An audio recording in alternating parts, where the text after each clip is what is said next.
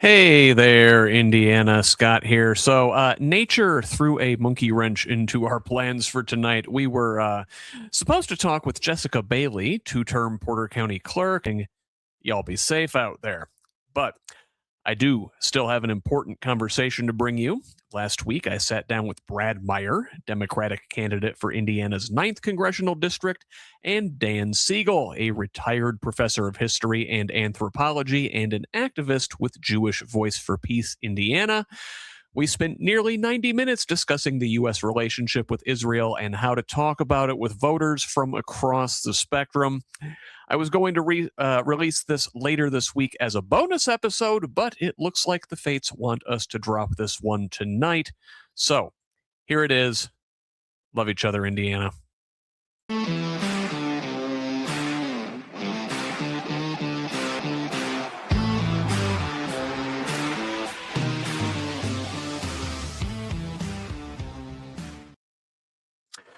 Hello, welcome to a special bonus episode of the HoosLeft Podcast, a show about Indiana politics, history, and culture from an unapologetically leftist perspective. My name is Scott Aaron Rogers, and I'm recording from Bloomington. So even before October 7th, 2023, but especially since, through the 2024 presidential race, on into this year's primary season, and especially in high-profile intra-party fights like the recent Michigan U.S. Senate Democratic primary between progressive Dr. Abdul El-Sayed and establishment favorite Representative Haley Stevens, the relationship between the United States and Israel, the oversized role that country's lobbying arm plays in U.S. politics, and the Israeli military, government, and people's treatment of their Arab neighbors has become an important litmus test for many American voters. I get asked constantly where candidates stand on Israel and Gaza, sometimes when it's relevant, sometimes when it's not. Somebody in the comments wanted me to grill a Secretary of State candidate about it a few weeks back, and I had to refrain. Not because I don't want to know, I do. And also because I was pressed for time, but it's not within the duties of the Indiana Secretary of State's office. But for a candidate running for Congress, that's a different story. Foreign policy is squarely in that job description, and Hoosiers in Indiana's 9th District, my congressional district, deserve serious discourse, not sound bites.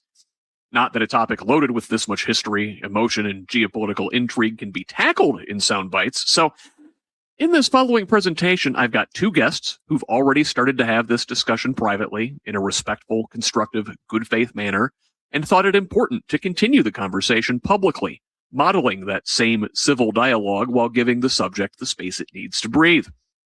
Brad Meyer is the Democratic nominee for the U.S. House of Representatives in Indiana's 9th District, running against incumbent Republican Erin Houchin this November. Dan Segal is a retired professor of anthropology and history, a Bloomington resident, and an activist with Jewish Voice for Peace Indiana. He sits on the state coordinating committee for that organization. The two of them don't agree on everything here, and you'll hear that plainly, but the goal of this exercise wasn't debate. It was the kind of nuanced, good faith exchange both of them told me they'd already begun and wanted to continue on the record. Over the next hour and a half, we get into whether what's happening in Gaza meets the definition of genocide, U.S. funding and the defense authorization bill's language tying our defense industry closer to Israel's, the legitimacy of the Israeli state absent equal rights for everyone living under it, the boycott, divestment, and sanction movements, and the apartheid South Africa comparison. And where all of that leaves a Democrat running in a red-leaning Indiana district trying to hold together a coalition that doesn't agree on any of it. It's a lot to cover.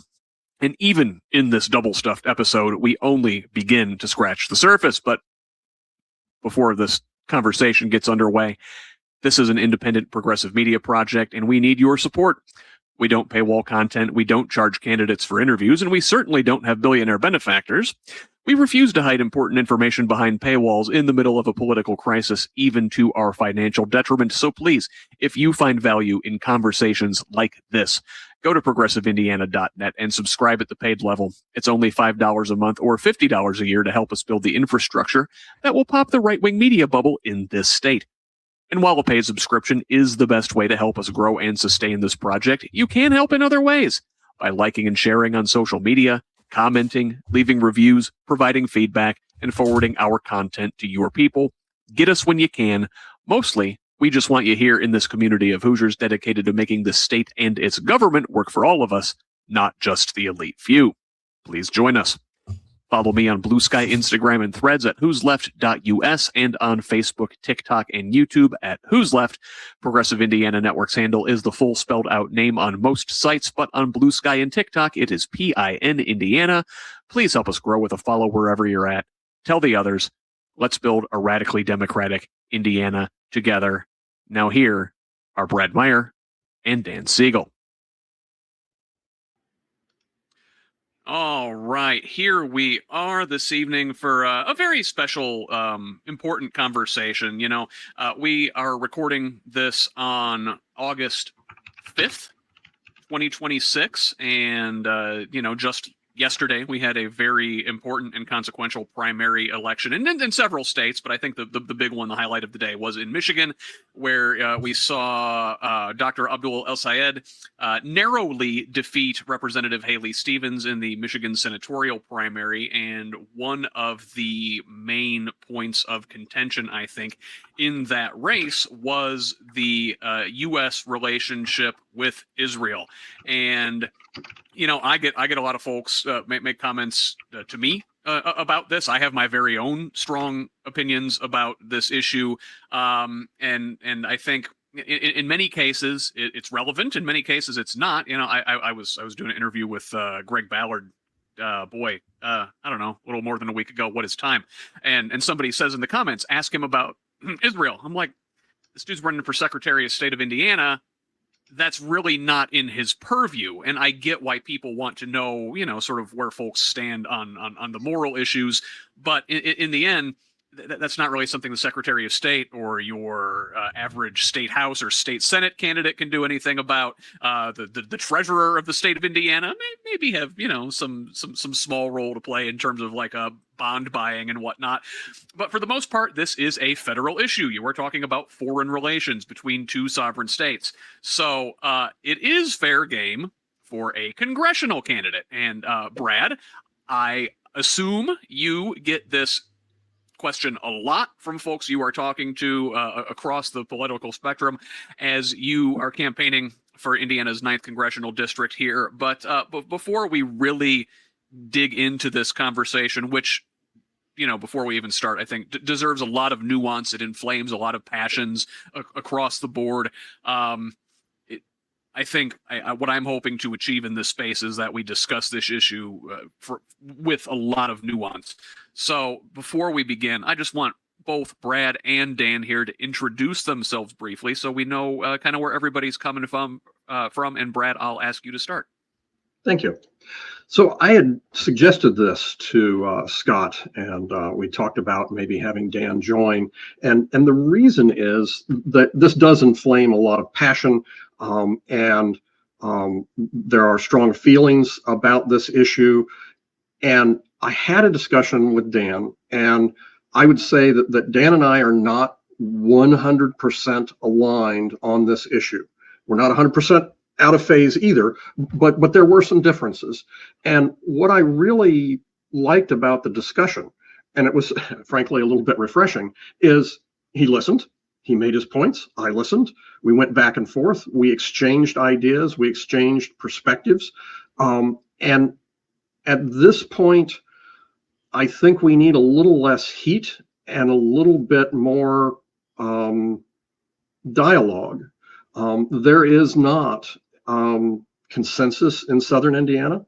There's a lot of consensus, frankly, on the Democratic Party side, but I don't think that there is consensus in the Indiana 9th on this, and a little bit of dialogue. And frankly, one of the most common things that come out of discussions that I have that I really didn't hear from Dan was people say, I just don't understand how anybody can look at this and not immediately draw this conclusion. And that is a problem. If we don't understand why people look at the same data that we do and draw different conclusions, we can't talk through with them and address their views, legitimate and illegitimate. Sorry. And very good. And just for the record, Brad, you are running for Congress here. This is Brad Meyer running for Congress in Indiana's 9th District. He's the Democratic nominee. And I am also joined here by Dan Segal. Dan Segal is a retired professor of anthropology and history and also an activist with the Jewish Voice for Peace. Maybe, Dan, do you want to pick up where Brad left off there? Sure. Let me say that I'm here in Bloomington, Indiana, where this has been my permanent residence since midsummer of 2023, though I was in and out of Bloomington a lot before that. I was born in New York. I'm 68. I'm Jewish. I was born into a large Jewish family in the wake of the Holocaust. And my concern with the genocide is foundational for my understanding of Palestine and Israel today. I am on the State Coordinating Committee for Jewish Voice for Peace, Indiana. That is the Indiana chapter of Jewish Voice for Peace. Jewish Voice for Peace is, first of all, the fastest growing Jewish identified organization in the United States. And with some 750,000 activists and supporters, we are also the world's largest progressive pro-Palestinian and anti-Zionist Jewish organization. Not surprisingly, our presence is not huge in Indiana. Indiana doesn't have a large Jewish population. Our presence is huge in New York. We were a day one originary endorser of Zoran Mandani. Our presence is also very large in California, Illinois, places where you would expect, where there are significant Jewish populations. I will add that I too greatly valued the conversation Brad and I had, because we did offer different opinions, but I genuinely could tell that Brad was proceeding from a position of good faith and wanting to express himself, but also deeply willing to listen. And I thought we had a good exchange. So I'm very happy to be back here in this conversation. And I'm honored to hold this space with the two of you and help foster a deeper discussion about these issues. So, Dan, you said the G word, which a lot of people take issue with when you refer to what Israel has done in Gaza over the last couple of years as a genocide. Now, this is a point that is up for dispute, at least in some circles, though I should mention that, the folks who study these sort of things, and I'm talking about the International Association of Genocide Scholars, the Lemkin Institute for Genocide Prevention, B'Tselem, the leading Israeli human rights organization, Amnesty International, Human Rights Watch, and the United Nations, do all agree on that definition, and you largely hear pushback on that framing of Israel's actions in Gaza since October 7, 2023. You hear a lot of pushback on that from adamantly Zionist organizations in Israel and as well in the United States. And I think it's been a bit, it's a hard road to navigate for folks like Brad, who are out there trying to approach this as he's running this race for Congress, where there are a lot of other issues on the table that matter to Hoosiers in the 9th District. And, a lot of folks are going to say, well, that's a red line. That right there. Can you say what Israel is doing is a genocide? Brad, does this track? Do you get folks say they want to know? Will you say what Israel is doing is a genocide, and that's a red line that where you fall on that is going to determine whether or not I can vote for you? Yes, there are people that take that position, and I understand and respect that. The real question, or the first question, is this is a brutal war. We are helping to fund it. We are supporting it. Is that in the best interest of the United States? And does it match our values and priorities? And the answer is no. That is the bottom line for me. And I guess I'll add one more clause to that.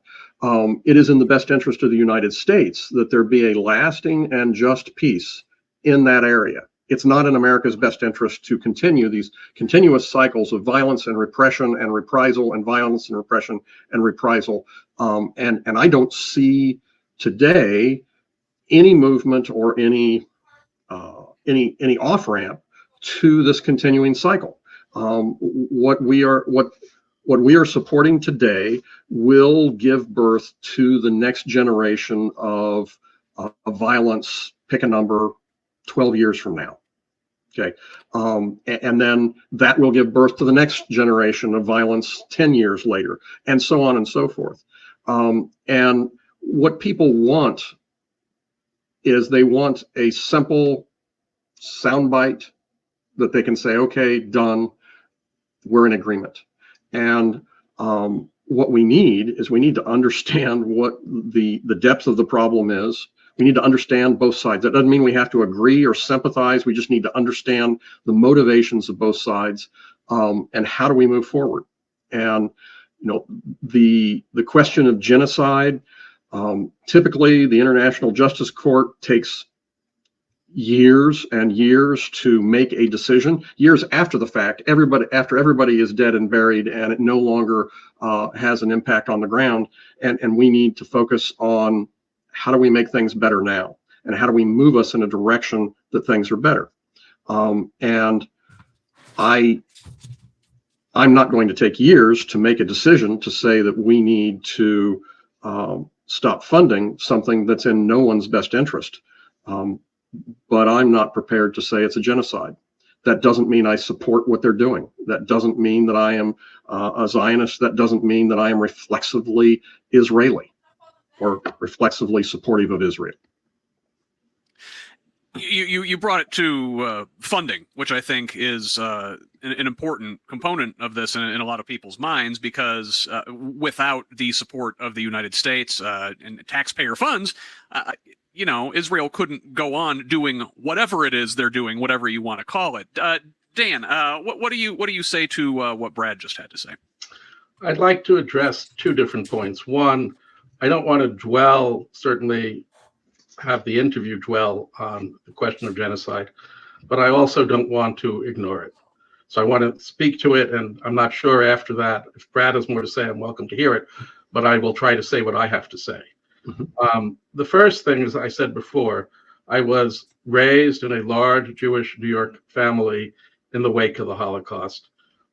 There were people on my block, which was a Jewish neighborhood, with Auschwitz numbers on their arms. I saw that as a child. My closest friend in the world, who I've known since I'm a teenager and who I'm still very close to, has never known his aunts and uncles, grandparents. All of them died in the camps. And what my parents and grandparents, may their memories be for blessings, taught me was that never again is for everybody. It's not just for Jews. And that if there was ever anything unfolding again that was like the Holocaust, my obligation, my Jewish obligation, was to do everything I could to stop it. And that is why I have been supporting freedom and equality for Palestinians my adult life. Because, and I'll say one more thing about the genocide, and then I will make this point. I think the root cause here is that the Israeli state, since it came into existence in 1948, has on a daily basis denied freedom and equality to Palestinians.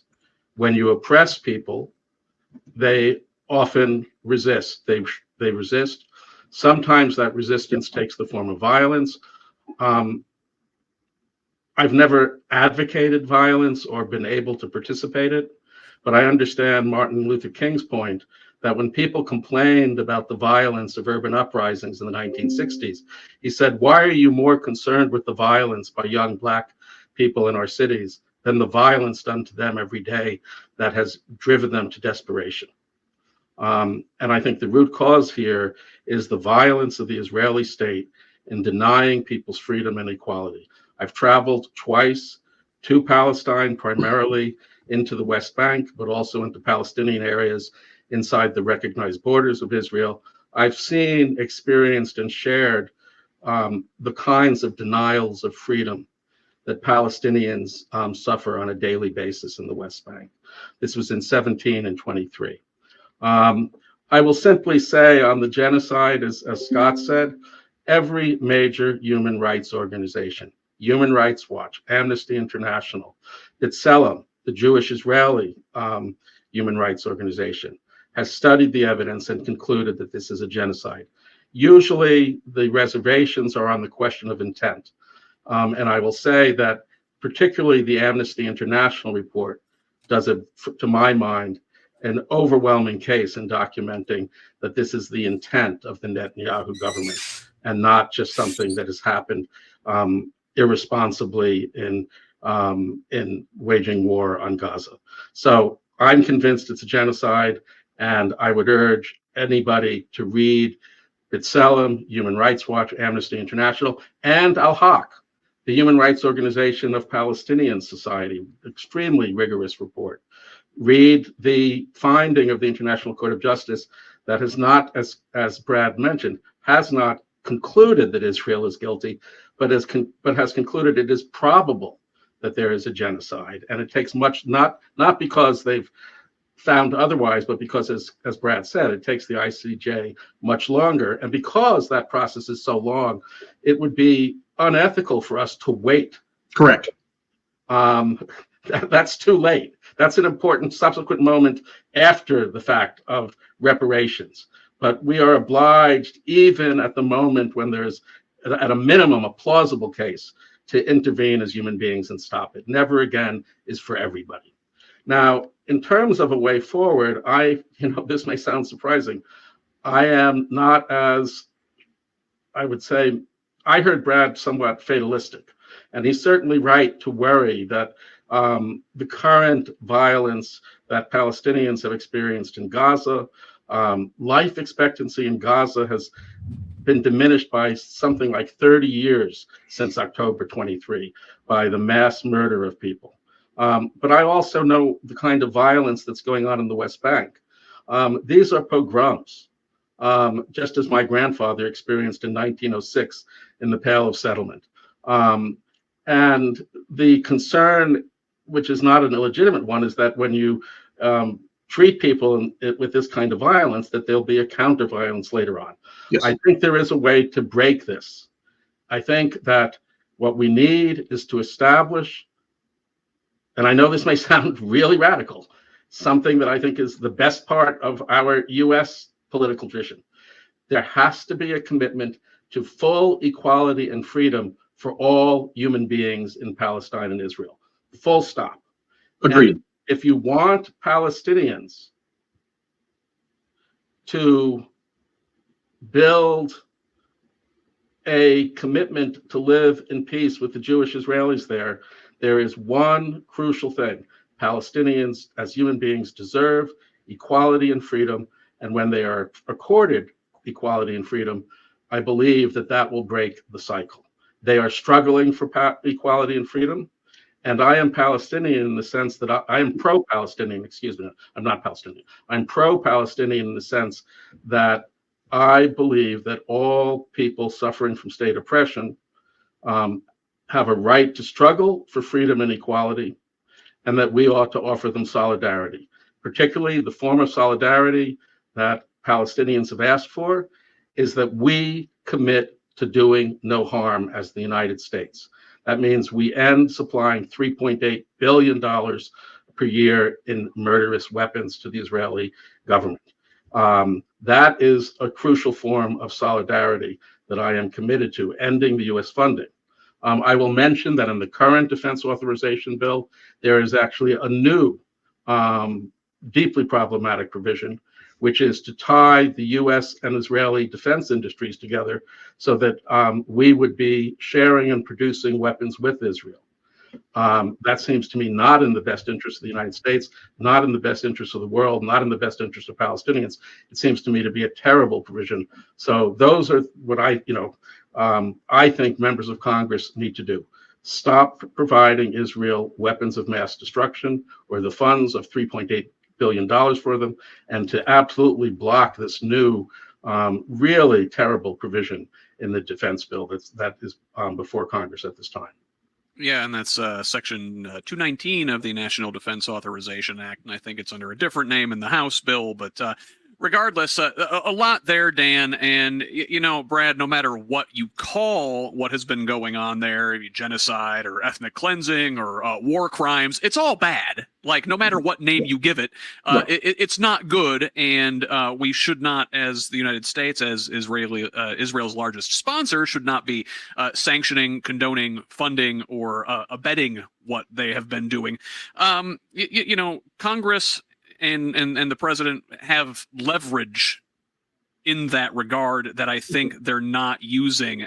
You are running for Congress. What would you like to see your hopeful colleagues be doing in response to this situation? Where should our lawmakers be using their leverage in this case?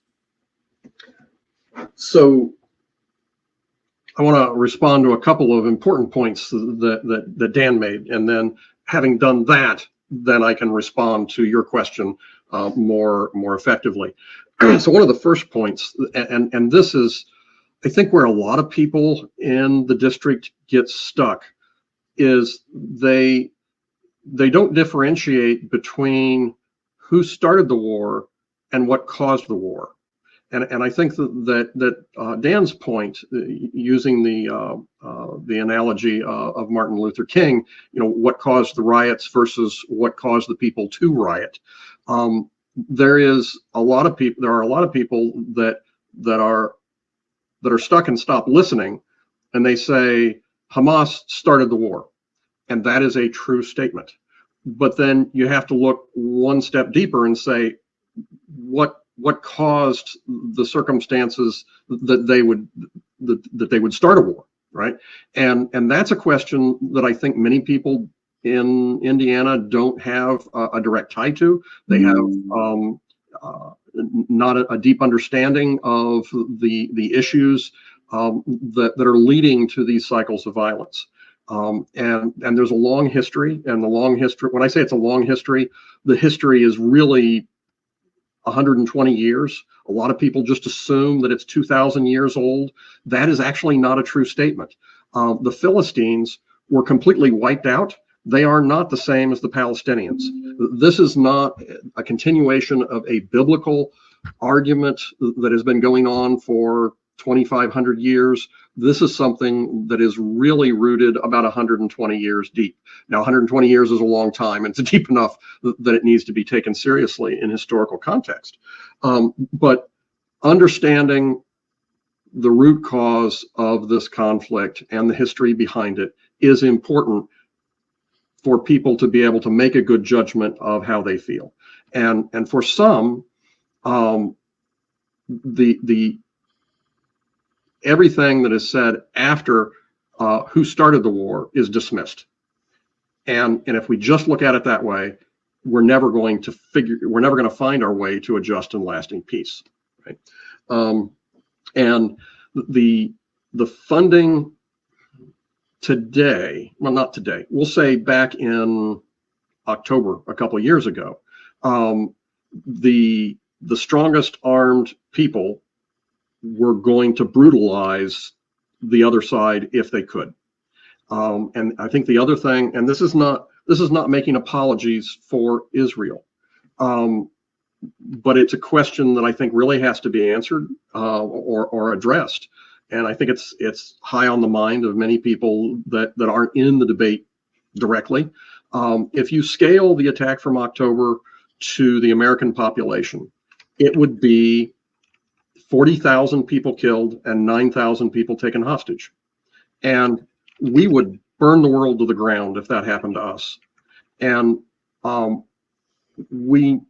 there are people that are indifferent as a result of that. And I think that we need to be able to address, if this happened to us, no, we would not approach it the way Israel is approaching it. And we also have to differentiate between what the Netanyahu government is doing and support of Israel as a sovereign state. And I think that all gets lost in the discussion as well. To tie And then the last point that Dan made is tying the Israeli defense industry in tighter with the United States. I am not in favor of that. We have 5 countries, including us, that are in Five Eyes, which is the tightest relationship that we have with countries. And Israel is not part of Five Eyes, and I don't think that we should draw ourselves closer because it's not in our strategic best interest to make that a tighter relationship. From a congressional point of view, now coming to your question, Scott, we need to apply diplomatic pressure, and part of that is economic and funding pressure to Israel to get the Netanyahu government to look for an alternative to the brutal war that they're pursuing, and that is one of the things people want. Short answers, right? They want me to say no money at all for Israel, and that is not practical. Certainly defensive aid and other economic aid. Israel has provided aid to us in the Middle East. We need to preserve them as an ally, but we need them to change their course. And how do you do that is not a black and white issue. It is an issue of more than just diplomacy. It has to be. We have to push harder than certainly we are now, and we can't reflexively give everything they want every time they ask for it. We don't do that with other allies. We don't even do that with England. So, Go ahead, Dan. I think Brad did an excellent job reporting on how many people in this district and elsewhere think about it. They start with October 7th and they say Hamas attacked Israel. But history didn't begin on October 7th. Right. And we have to look before that. So let's look at the situation. In 23, there were roughly, today it's 14 million, roughly 13 million people living in the area on the map that you would see designated as Israel, Gaza, and the West Bank. 13 million. About half of them Jewish Israelis, about half of them Palestinians. How many countries are there? How many governments? One. We live with a single state reality in Palestine and Israel. It is an Israeli state that is not a Jewish state. It is an Israeli state that is a Jewish supremacist state. Why do I say it's a Jewish supremacist state? Of the half of the population that is Palestinian, those who live within the recognized borders of Israel, I believe it's about 2 million of them, are second-class citizens the way African Americans were under Jim Crow. They are prohibited from buying, renting, or living in roughly 90% of the land within the borders of Israel. That makes them second-class citizens. They have significant limits on their freedom of speech and movement. That makes them second-class citizens. So some of those Palestinians under the rule of the Israeli state are citizens, but they're second-class citizens. For the rest, those living in Gaza and Palestine, so another 4.5 or 5 million, depending on the year, they don't have citizenship, and they don't have freedom, and they didn't have freedom before 2023. In Gaza, they lived under an illegal blockade and siege. For instance, all of their water facilities to produce drinkable water had been bombed by the Israeli state, and they were prohibited from rebuilding them. They had an economy that grew most of their own calories, but the requirements for that and the possibility of that had been blocked by the Israeli state. They were living in the world's largest open-air prison. They were desperate. Mm-hmm. A few years before, there'd been a powerful nonviolent movement, the Gaza March, the Great March of Return, in which leading civil society figures urge Gazans to walk to the border wall and demand to be able to return to their grandparents' homes, and a demand that the Gaza separation wall be torn down and they have freedom of movement. The Israeli army lined up at that and shot them. The organizers of that, including a dear person who I had the opportunity to meet, a wonderful poet, a Gazan poet, specifically asked Hamas not to participate. Think how little press that brilliant, nonviolent pursuit of freedom for Gazans, think of how little attention it got in the United States, how little uptake it got, how little support. So history didn't begin on October 7th. Agreed. There is decades of oppression of a particular form in Gaza that led people to heroic nonviolent resistance, and tragically on October 7th led them also to desperate violent resistance. I don't approve of that. I don't celebrate that, but I understand it, and I also don't condemn it. I understand that people out of desperation do desperate things, and the solution is not to wipe them off the face of the earth. The solution is to understand their desperation and support their aspirations for freedom and equality.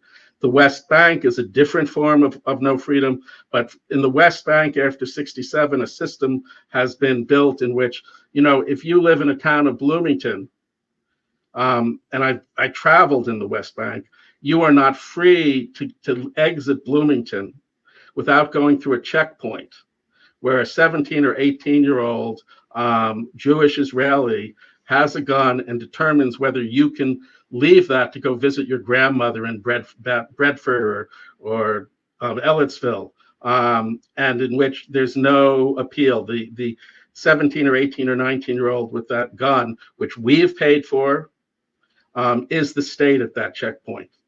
And I've been in the homes with Palestinian children who've seen those 17 and 18 and 19-year-olds with the gun pointed at their uncle when they've asked to go visit or to get to school. Okay, you cannot treat people like that and not expect desperation. And the other thing to say about that 17, 18, 19-year-old Jewish Israeli with the gun, not only did we pay for it, but in a number of cases, as I know myself from going to those checkpoints with Palestinians and talking to them, a lot of those young men are actually from Long Island or Brooklyn. And yet they can hold a gun and keep my friend from accompanying their children to school if it's on the other side of the checkpoint. So history did not begin with October 7th. Agreed. And we have to recognize that what was set up in 1948 was never a legitimate state. Why do I say that? Never a legitimate country. I think it is basic to legitimacy for any sovereign state that it provide equal protection under the law. The 14th Amendment. I deeply believe in the 14th Amendment. I would not want to live in a society here without it. And as a Jewish American, I am sure that the 14th Amendment and its guarantee of equal protection of the law is part of why my grandparents, when they emigrated here, could thrive here, because there was, equal protection under the law. The Israeli state is not a legitimate state. No state that treats some of the people it rules as more than other than the people than it rules is a legitimate state. Whatever you want to call it, the state there will be legitimate when it provides equal protection under the law, full equality and full freedom for everybody. That's not about doing any harm to Jewish Israelis. It's about treating all the people who live under that one state reality with equal human rights. And I'll add one other thing. As a Jew who traveled in Palestine, I never experienced anti-Semitism, and I do not think there is some fundamental commitment throughout Palestinian society to eliminating Jews. There is a fundamental commitment that I learned of in Palestine to eliminating inequality and the denial of Palestinian freedom.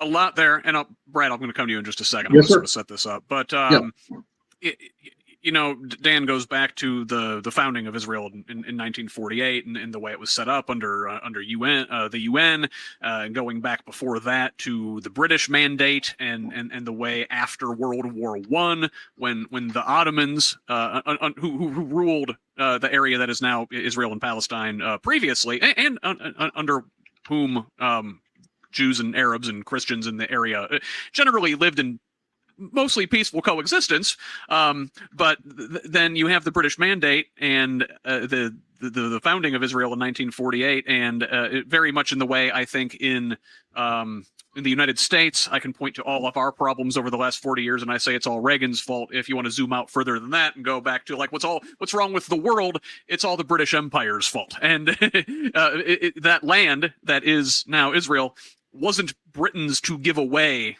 in the first place, and I've always sort of viewed what we have in Israel as an extension, like the dangling, the appendix, if you will, of the British Empire. All after World War II, all of their colonies were, gradually granted independence. Not the Palestinians. You still had the larger, and I'll call it what it is. I'll say it's a white supremacist project at work in Israel. With the British and the Americans and the Israelis, now the new colonial force there. But I mentioned Reagan, Brad. Isn't the way that we treat Israel now, and we say, listen, I know what they're doing is wrong. We wish they wouldn't act this way. We wish they'd rein it in and behave more responsibly. But listen, they're an important ally, and it's a strategic, important part of the world. Isn't that the way, like, the Reagan administration and previous Republicans talked about our relationship with apartheid South Africa?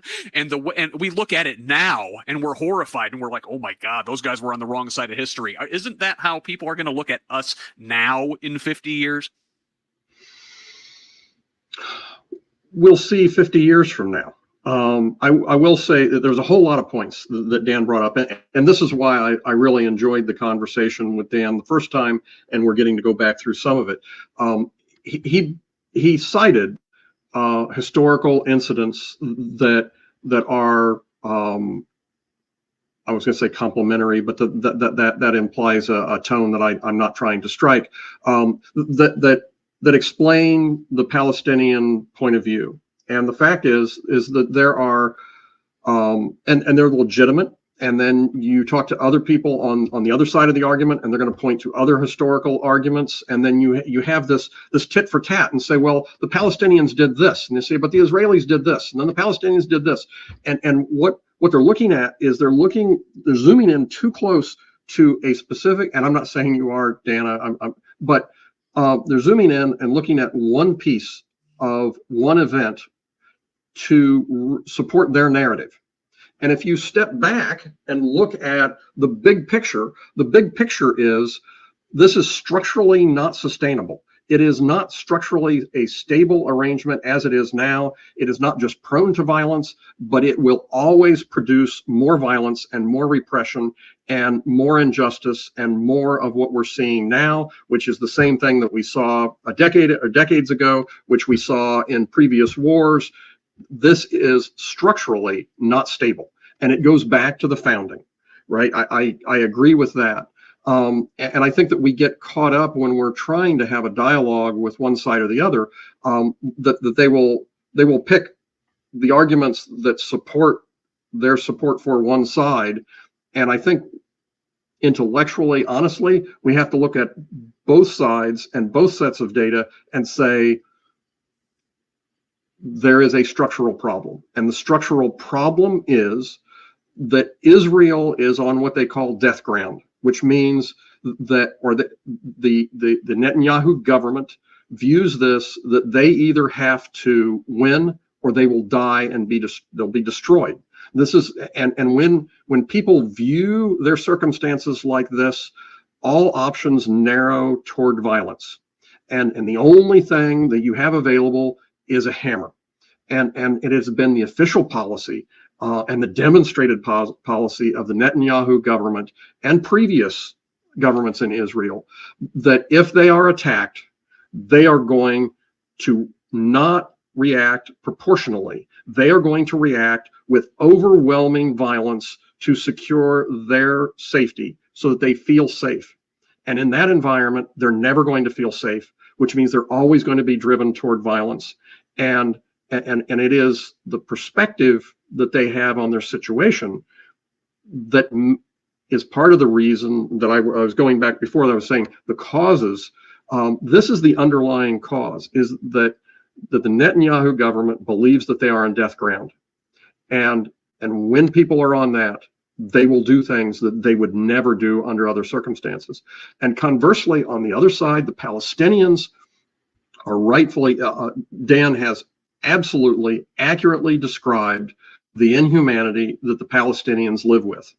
And they are on a very similar psychological perspective of death ground, that they are trapped, that they can't, there's nowhere else for them to go. It's not like the other, when there was the diaspora of the Palestinians after the 58 war and subsequent wars, they were not welcomed into surrounding communities and integrated into their communities. They were put in camps. And I remember as a kid, the Palestinian camps. And so it's not like they have an option that they could leave and go. I'm not saying they should. They don't even have an option of going somewhere else and starting a new life and just giving up on their claim. They're stuck. So now you've got people that are stuck and people that believe they're on death ground. And as long as we have that dynamic, and as long as the United States continues to fund one side of that and not try to influence that dynamic, we're going to have this problem. And if the United States removes themselves, then Israel is going, as long as Israel is in that mindset, they will find a way to do what they're doing right now with the U.S. or without the U.S. And we've got to get past this endless cycle. And that is a really hard issue. There's key parts of what Brad said that I will agree with. Israel has tried to create safety and what it calls security, and particularly safety and security for Jews, only through military domination and oppression. And it has made Israel one of the least safe places in the world for Jews. And so it is a failed means to the ostensible end of creating safety and security for Jews. Israel's not safe for Jews. King distinguished between negative and positive peace. Positive peace is not just the absence of violence, it's the presence of justice, yes, equality, and freedom. And I would submit that more fundamental than that fear of annihilation that Brad talked about on the part of the Netanyahu government, the Netanyahu state, more fundamental to the lack of a positive peace is the commitment of Zionism to supremacism, to denying Palestinian freedom and equality. That is the fundamental cause. There must be a demand and a support from the United States for equality and freedom, full human rights for all Palestinians and Jewish Israelis, completely equally. Agreed. And I believe that when that occurs, we will break the cycle of violence.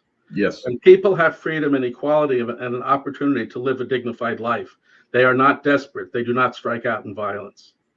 And when people are living with other people and affording them freedom and equality and human dignity, they do not have to fear retribution. And so I do think that should be the bottom line from the United States. We need to say that what we are committed to is human rights, full equality, and freedom.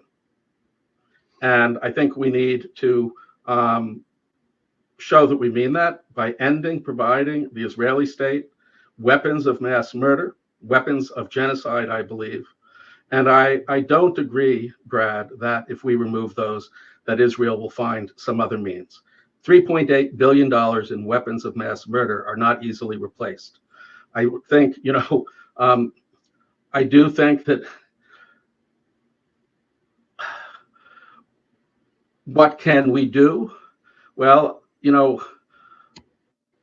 one of the things I would like to do, and personally, I'm probably not in a position to do it, but there is a call for lots of Americans, including Jewish Americans, to join the olive harvest this year and to bear protective witnessing and protective presence.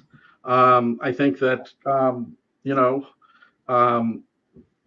I would love to be in the West Bank this fall, standing with Palestinians harvesting their olives, because while it might put me in some danger, I do think if we get enough of us standing there as witnesses for peace, it will make it much less likely and harder for Israel to brutally murder more Palestinians.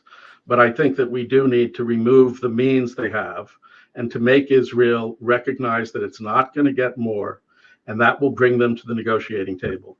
The scholarship on this, Nathan Thrall's book, The Only Language They Understand, has shown that the very few times when Israel has started to provide some compromise and recognition of the rights of Palestinians has been in those rare historic moments where the United States has put pressure on Israel.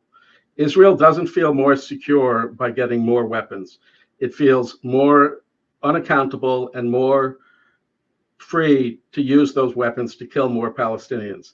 Israel, it does not, that theory that J Street has and that the Biden administration had, that you promise Israel that we will stand with them and they won't feel that they have an existential threat. They won't feel that they're on death row, and then they will do the right thing. It has been tried and tried and tried. It has failed and failed and failed. It leads to more and more death and suffering in Palestinians. What will get Israel out of that?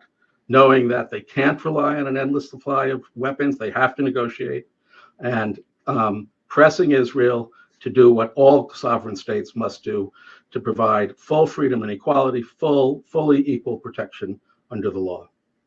So I guess what's the way out of this? You hear various solutions bandied about between sides, and for the longest time I feel like in the United States it was, we got to have a two-state solution, right? We need the Israeli state needs to be secure in its borders with its Jewish majority, and then there also needs to be a sovereign Palestinian state that has its own self-determination, and then the question is, all right, well, what are the borders? Who decides the borders? Is it 73? Is it 67? Is it 48? What do you do about the settlements that are there now? It just opens up a whole can of worms. And I think in more recent times, and I think what I hear you describing, Dan, is a single state with universal human rights for everybody. Brad, I want to hear your thoughts on this. I'm going to drop off the screen. I'm going to stay listening. I'll be back in 2 minutes, but you keep talking. Okay. All right, thank you. So I do want to disagree with Dan on one point, that defunding Israel will force them to a peaceful solution.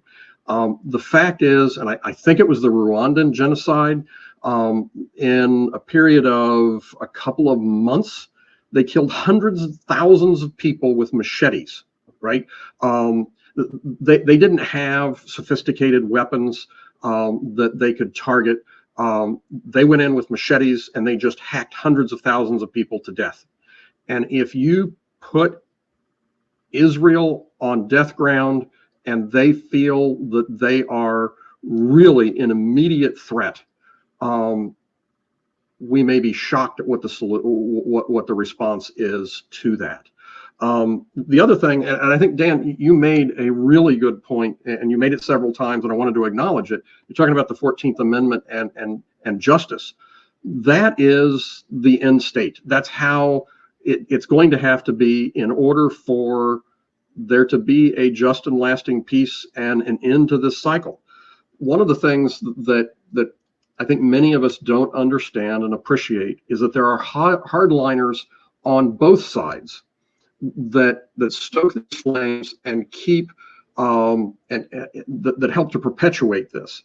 And as long as there's hardliners on both sides, getting to that just end state is going to be difficult. And one of the things when you talk about support of Israel, we need to, in my opinion, we should support Israel, but we should not be supporting the hardliners in the Netanyahu government and those that are supporting the Netanyahu government. And you talked about the peace march by the Palestinians, but there was also significant riots, but demonstrations on the Israeli side that the Israeli people were not happy with what was happening in their government. And that was before October, right? The October attack. So there's a lot of discontent in that. And one of the things that one of the reasons I'm trying to be more measured and thoughtful is I was talking to a rabbi and she said, I don't feel like I have a home in the Democratic Party anymore. I'm a Democrat, but I don't feel, I feel unwelcomed, and I disagree with the Republicans, and I am stuck without a political position, and I think that there are a lot of people that feel that way, and we need to. More important than defunding military, we need to end support for hardliners inside of Israel that are perpetuating it from that side. And the hardliners on the other side, on the Palestinian side, that's a difficult problem. Right, and I think that that most of the hardliners have been subdued militarily, and there's going to be a long period of trust building that's going to happen. And the main thing, Scott, you were talking about, what is the right answer? And the right answer is that the Israelis and the Palestinians need to figure out what a just and lasting peace looks like. And as long as one side or the other is, as a majority of the population, seeing that a military solution or a violent solution is the path forward, we're never going to get there. The only thing the United States can do is to help lay the groundwork and facilitate that peace process. And right now, we're not doing that. We are purely partisan, and no Palestinian is going to see the United States as an honest broker. So our influence on half of this is gone. Therefore, we're just lost as far as being an honest broker to help foster peace. And a lot of that goes to the Trump administration has sort of squandered what international reputation the United States had over its terms. But I want to speak to your rabbi friend there, Brad, and I respect what she had to say. She's distinctly in the minority within Democratic circles, certainly, obviously, as she mentioned, the vast majority of Democratic-leaning voters at this point, have a negative favorability or a negative view of the state of Israel. But it is not distinct. It is not limited to Democrats or the vague U.S. left, whatever there is of it. Independents and even the majority of Republicans under the age of 50 at this point have a disfavorable view of Israel. And this is swung wildly just in the last couple of years. And it is precisely because of the way they are acting in relation to their neighbors. And, we talk about Netanyahu a lot, and this particular Netanyahu government, which is populated with far-right figures like Bezalel Smotrich and Itamar Ben-Gvir and others, but like they are not super outside of the norm of thought in Israel. Like what passes for an opposition there is opposed to Netanyahu's corruption, but are largely on board with the way that the Israeli government is treating their neighbors. Dan's shaking his head. And I want to add, and I want to come back to your rabbi. I would love to introduce you to the rabbis on the Rabbinical Council of Jewish Voice for Peace. Particularly when you're looking at younger Jews, we now have a larger percentage of younger Jews under 35 or 40, depending upon which polling you look at, who no longer are supporting Israel as a Jewish supremacist state, who are more supportive of Palestinians in the struggle than they are of Israel. I am a Jewish American. I spent the fall campaigning in the most Jewish city in the country from Zoran Mamdani, who shares the view that Israel as a Jewish supremacist state does not have a right to exist. All states get legitimacy from adopting a commitment to human rights and equal rights, full freedom, full equality for everybody. That is our values. And I, you know, you talk about the Democratic Party. I've never voted for a Republican. It's hard for me to imagine voting for a Republican.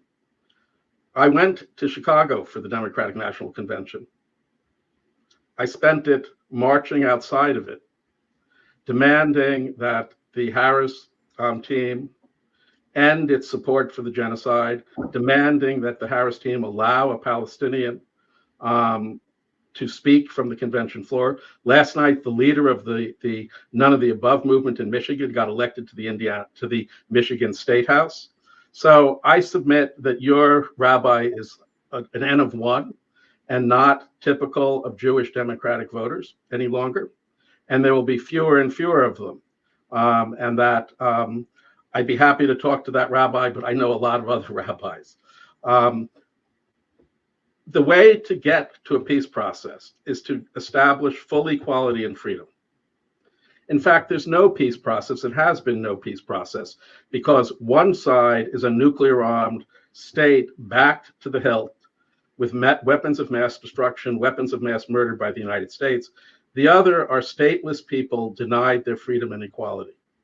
There can be no negotiations with such asymmetry of power. There's never been a peace process. The peace process will begin when people can come to the table with equality. That has to end the overwhelming military advantage that the state has over a stateless people.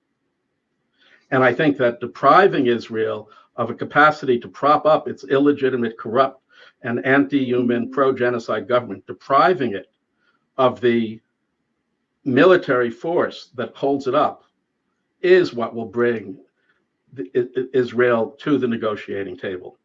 The other thing I want to fully echo and amplify Scott's point, the opposition in Israel, whether you're talking about in the Knesset, the people running against Netanyahu in the upcoming election, or you're talking about the overwhelming protesters against the Netanyahu government. They are repulsed by the corruption of the Netanyahu government. They may have disagreements with the Netanyahu government over such things as whether women should be able to pray at the wall, et cetera, et cetera. But there is no daylight between the opposition political leaders in Jewish Israeli society and Netanyahu on denying freedom and equality to Palestinians. That is not where you're gonna find peace partners. On the other hand, while there is violent resistance, there's also lots and lots of nonviolent resistance in Palestinian civil society. The largest form of resistance from Palestinian civil society in this century has been the boycott, divestment, and sanctions movement, which has called upon the rest of the world to support the same nonviolent techniques of boycotts and divestments that brought down Jim Crow and brought down the South African government and led the United States finally to adopt the Comprehensive Anti-Apartheid Act, I believe it was of 1986, vetoed by the right-wing extremist Ronald Reagan, and then passed by Congress overcoming Reagan's veto. And when there were sanctions on the South African government, an end to the props that we had supporting the South African government, the South African government came to the negotiating table. They called up Nelson Mandela in Robben Island and said, "We're ready to negotiate with you." That's the historical experience. BDS, boycotts from civil society, divestment from civil society, and sanctions by the United States, the end of military support and other sanctions, brought the white supremacist apartheid government to the negotiating table and led to a free South Africa. And that's what will happen in Israel. It has to include the sanctions of ending the military support. And when Jewish Israelis and Palestinians come to the negotiating table as equals, without a nuclear weapon and without $3.8 billion of weapons of mass murder on one side against a stateless people on the other, they can negotiate however many states they want, and I'm cool with it. If they want a single state with equal rights, I'm cool with it. If they want 2 states, 23 states, 7.5 states, that's not my business. That's the business of the people on the ground to negotiate, but they can't negotiate until there's freedom and equality for everybody. And what will bring the Israeli side to the negotiating table is ending what is keeping them thinking they can get peace through force, our supplying of the force. So if you want to play, and Brad, I think I'll come to you in just a second here. If Sure. you want to play the realpolitik of it, though, right? I think what Brad, as a guy who's spent his time in national defense circles, right, is worried about, like, oh well, okay, if we withdraw support for Israel, they're going to turn to Russia, they're going to turn to China, they're going to find their arms somewhere else in this sort of great power struggle that we're in the midst of. Is that one of your concerns there, Brad? That's part of it. South Africa is a good example of a transition from a people that were brutally suppressing, not a minority, but actually the majority, and they felt that brutal suppression was the only way that a minority could control a majority. And at some point, they said, you know what? It is in our best interest to find peace, right? But Brad, to Dan's point, they didn't just come to this realization; they were pressured into that realization. They were pressured into that realization. But there's one additional thing: South Africa didn't fear that Botswana would attack them if they let their guard down. And when you talk about, from an American point, from American policy point of view, to say we're going to completely stop funding Israel because we're focused over here on this conflict and this flank of conflict and potential risk that Israel faces. The people that attacked us on 9/11 and the people that think that way are still out there. And if you say none of those people exist in Palestine, I'm not going to argue for or against that. If you say that none of them are there are other actors that would dearly love to attack a weakened Israel, and that has been the experience that they have. And until you, and I know I keep saying it, until you can help them see a way to get off of death ground, that it's not just their fight with the Palestinians, it's their fight with their other neighbors. Until that happens, they are going to react the same way every time. They are going to act disproportionately, and they're going to keep fighting until the other side drops. Okay. So that is an extremely hard problem. And I'm not saying that I have the answer today. All I'm saying is that we have to understand the dynamics that are really going into what's causing this long-term problem and start working to break that down.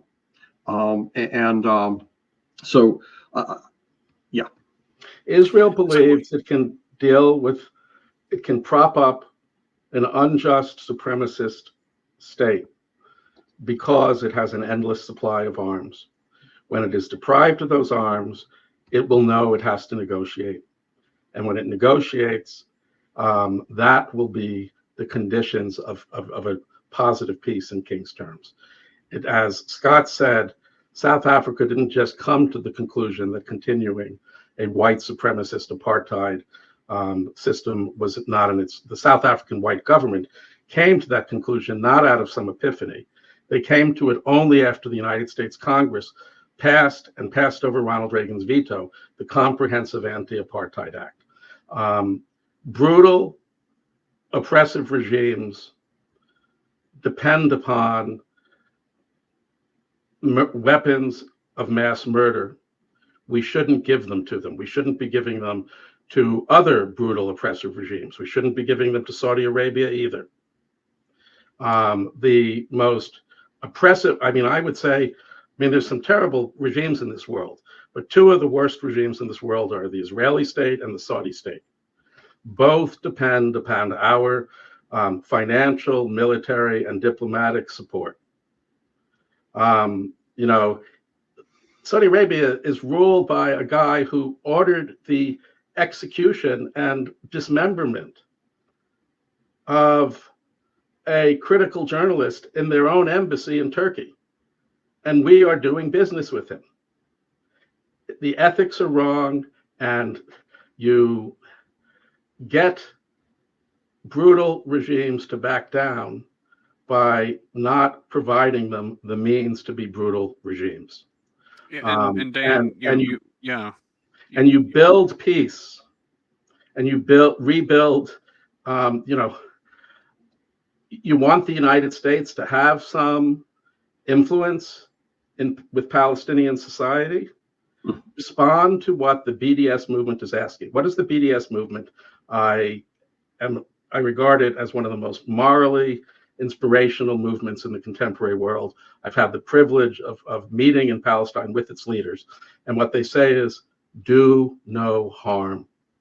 Let us pursue a struggle for freedom and equality and stop giving the people, the state, denying us freedom and equality, its weapons of mass murder, its surveillance systems that are blocking our pursuit of freedom and equality. The BDS movement has been a profoundly nonviolent movement. And I say to anybody who condemns October 7th, that if you didn't respond to the call for nonviolent solidarity from the BDS movement or from the Gaza Great March of Return, then you are violence's true acolyte. If you don't respond to people who are waging peace and asking you for solidarity with peace, then you can't complain when violence breaks out. And so I think that's what our obligation in the United States is. The BDS movement is asking us to do no harm, no longer provide an oppressive supremacist state with its weapons of mass murder and weapons of mass surveillance, which are crucial for operating the apartheid system. And I believe that when the Israeli state is deprived of those, it will have its white South Africa moment and recognize it's in its best interest to come to the negotiating table. A lot there, Dan, and just regarding the BDS movement, in which I generally support, it has been declared illegal in several U.S. states, and I want to say the Trump administration wants to make it illegal at the federal level. But to the point of U.S. support for Saudi Arabia and some of the other states in that region, Egypt is a U.S. ally. Brad, and I'm coming to you in a second here. We're an hour and 16 minutes into it. Let's not expand the discussion too far aside from this one topic, but go ahead. Yes, so you mentioned Saudi Arabia, you mentioned, and I want to bring up Egypt, I want to bring up Jordan, I want to bring up all the other U.S. allies in the region. I think the United States has some sway against those countries that, Brad, you were afraid that, that Israel is afraid would invade it if they didn't have these weapons. Well, the U.S. has a lot to say about that, too, because we're also supplying weapons to Egypt and supplying weapons to Jordan, the very neighbors that could invade, that maybe we didn't have such sway over the last time that Israel went to formal war with its Arab neighbors. So I don't know if that's as much of a concern now. Boy, and I hate to give credit to the Trump regime, but they do, and there are plenty of corrupt intentions involved in all of this, but they are trying to get these other Arab countries on board with Israel's existence to maybe relieve some of that external pressure on them. And don't get me wrong, the Trump administration is no friend or no diplomatic experts, but at least in that regard, they do seem to be maybe taking some of that pressure off from the sides. I don't know. Am I reading this wrong? I hate to give them any credit. But. Well, so I'm going to channel Dan for just a moment. Okay, I'll see if I can do this justice. The Trump government, the Trump administration, is setting up a more stable environment for a brutal Netanyahu government. Okay, and that is not necessarily something to laud. It is something to recognize. For me, I get it. You know, if we completely defunded Israel, if we said not another farthing goes to Israel, there are three possible outcomes. It would force them to the table to negotiate, as Dan suggested it would. It would drive them to a response that they no longer have the military wherewithal to do this in a, I was going to say surgical, but they're not doing anything surgically. We'll end up with another Rwanda where a shocking number of people are killed with machetes because that's what they have available and they're on death ground. Or number three, they will be attacked from the outside because they're weak enough that they can be attacked. 2 out of 3 options are not in the best interest of a current ally to the United States. And that current ally right now, the Netanyahu government, I'm not a big fan of, right? It is an unjust and brutal government, and we need 2 out of 3 options don't come out the way we think and hope they would. That's if they're equally probable, Brad. Then it's a 2-to-1. Why do I trust in the first? Yeah. Whose lives are most immediately on the line? In particularly your second option, Palestinians. Yes. They're there. I have never, all the time I was in Palestine, all the Palestinian leaders I've met in the United States, they are not unaware or unable to reason the way you are reason. And every one of them says, we would trust our future and the future of our children to the first option. Please stop giving this state its weapons of mass murder. You know, I think they have not just skin, they have lives and their children's lives in the game. And I think they are in a better position to know that that is their best option at this time. And I respect that. I respect their knowledge, expertise, and insights on the ground. So I think that's part of why. If I will tell you, it is not my place to tell Palestinians what's in their best interest. If they said to me, Dan, or if, you know, I was part of the struggle to solidarity against the white supremacist apartheid in South Africa. If the ANC had said, your boycott might drive the white state to treat us worse, I would have dropped it in a moment. I am accountable to the people who are suffering the oppression. I am not, you know, I don't know better than they do what's best for their lives. So you cut in with a point, and I accept the logic of what you're saying for option number 2. Option number 3, you know the history better than I do. Israel had an attack from the outside crossing borders in 56. Was it 56? Okay, I mean, okay. It's and not then again, quite how I'd frame it, but let's say yes. Yeah, all right. And then again in 67, correct? Even less how I'd frame it, but go ahead. And again in 73. Okay. Again, I think there were some after. My only point is that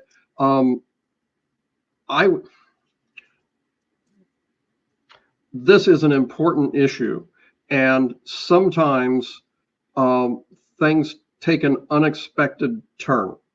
And I'm not saying that I want to give them carte blanche, anything they want. I'm just saying I want us to see, and I guess we've been at this long enough, I should probably do a summation of my position. Can I just quickly respond to your third scenario on accepting your premise? Sure. Yes, sir. There I'll pick up on Scott's point. If it's Egypt or Jordan that you're worried about invading, cut off their weapons too. And who said that in the last 2 days? The great Democratic nominee for Senate from the great Midwestern state of Michigan, Abdul El-Sayed. He was advocating, as I am, ending our providing weapons of mass murder to a supremacist state. And the interviewer played what we both agreed we're not going to play gotcha, and said, well, you certainly only apply that principle selectively. What about all the military we applied to Egypt, the country your ancestors came from? And he said, cut it off. And he said, now you called me anti-Semitic when I said we're going to stop providing weapons of mass murder to Israel. You're now going to call me anti-Egyptian. So I think the United States has to get out of the business of supplying weapons to prop up oppressive regimes everywhere. We have to get out of the business of being arms dealers to the world.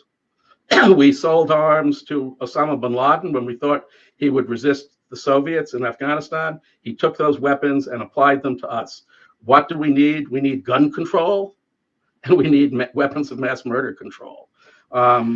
So I think we can deal with number 3 by being principled in a commitment to ending the grotesque U.S. military flooding of the world and propping up oppressive regimes. And so I'm back to option number 1. Am I sure it will work? Is there any, guarantees in life? It's a terrible situation right now. There will, Brad, you're not wrong. There will be additional violence no matter what path we take. The question is not, is there a perfect solution? I don't think so. I think there's a best solution, and the best solution is to end the means of mass murder, to stop and to adopt what we've been asked to by the oppressed Palestinian people, which is to do no harm and to stop supplying weapons. And that is now, as you know, in the most recent vote, more Democrats in Congress, whose ranks you hope to join, voted to end, in support of the amendment to end funding U.S. transfers of military to Israel, than voted for it. So this is becoming a mainstream Democratic position. It'll be more of a mainstream Democratic position when you're in Congress, if you're successful in this campaign. Brad, you mentioned that, we're coming up on an hour and a half here. We should probably start wrapping things up. Let me get your sort of closing thoughts here tonight. As I mentioned at the top of the discussion, I really appreciated my previous discussion with Dan. I really appreciate Dan, you coming back and this thoughtful discussion and exchange of perspectives. Scott, I appreciate you hosting this and facilitating. I really appreciate all of that. The perspective that I have is that we've got to stop putting Band-Aids on a lot of problems, and this is one of them that people tend to look at a surface level, and they make a decision and they go on. And I am not, as I said before, I'm not pro-Palestinian. I'm not reflexively supporting of Israel. I'm looking at what's in the best interest of the United States, and we need to act in a way that matches our values. And what's happening in Palestine right now does not match our values, right? And I need to be able to explain in less than an hour and a half why to many people more than a soundbite, but less than an hour and a half. Right. Find that sweet spot. I have to be able to explain to people, number one, why it doesn't match our values, because many people don't see the disconnect. And then number two, we need to act in a way that leads, you talked about 50 years from now, that 50 years from now, people will look back and go, that was a really well-played diplomatic solution to a long-term, really difficult problem, instead of saying, yeah, that went really bad, and it was just another chapter in what we're still facing today. This is a problem that we have a moral responsibility to put our sense of values and justice into action, and we need to move things forward. I'm not going to say here today that I am going to vote to end all support for Israel. I'm not going to say that I'm going to vote in favor of any particular bill or set of bills in support of Israel. All I'm saying is, what I will do is make sure that it matches our values and it moves us and them in a direction that there's a long-term and stable peace. Dan, we've had a thoughtful, nuanced discussion here tonight. We agreed on some things. We didn't agree on other things. For folks who maybe didn't hear everything they wanted to hear from Brad, is it still okay to vote for him in November? It is. I vote for people I disagree with when I think electing them will make the world better. If you're asking me, Brad Meyer versus, what is her name, Erin Houchin? Yeah. It ain't close. I'm sorry, Brad, that it's so easy, because it's not fair. There are better people we could compare you to that might make it tougher, but she really doesn't. She's awful on this issue. I can't think of an issue she's isn't awful on. She is supporting violations of the First Amendment. I mean, don't get me on and by the way, I jokingly call her my BFF, because I call her office sometimes 2 or 3 times a week to make clear how strongly I disagree with her. So yes, we have a choice between 2 candidates. I don't think there's any question that Brad is the better of these 2 candidates. And also, I don't just mean that minimally. I have really valued and respected the way Brad has participated in 2 discussions in which, there are people who don't enjoy my challenging their views and who avoid that because they tell me I'm pretty tough. So I have valued and really respected, and that's a lot more than just better than Erin Houchin. I really have valued, and again, as I said at the beginning, I really know that Brad approaches this with good faith and disagrees with me in good faith. For my own closing comments, what I would say is, and I think this coincides with Brad's comment about our values, I am pro-freedom. I am pro-equality. I am pro-universal human rights.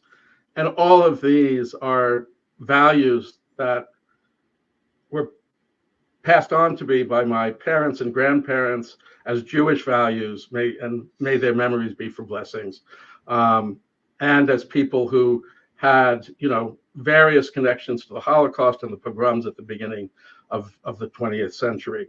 And all of those Jewish values of freedom, equality, social justice, universal human rights, and dignity for all persons are why I'm pro-equality, pro-freedom, and I'm pro the Palestinian solidarity movement. Well, very good. Very deep, very nuanced topic. We've been here for an hour and a half, and even then, I think we've only scratched the surface. But gentlemen, thank you for allowing me to host this discussion. Thank you for sharing this space with me. Brad Meyer, Dan Segal, thank you so much for being here with us tonight. Thank both of you. And Brad, I really meant that. I really appreciate the integrity of your participation. Thank you, sir. This is an important topic, and I'm glad we had this discussion, and we could do it in a public forum. And I hope we'll be doing it again when you are the next congressman from the 9th District. Yes, sir. Thanks, guys. Take care. Once again, That was Brad Meyer, Democratic candidate for Indiana's 9th Congressional District, and Dan Segal, retired professor of history and anthropology and an activist with Jewish Voice for Peace Indiana. Full show notes, transcripts, and links are available at progressiveindiana.net.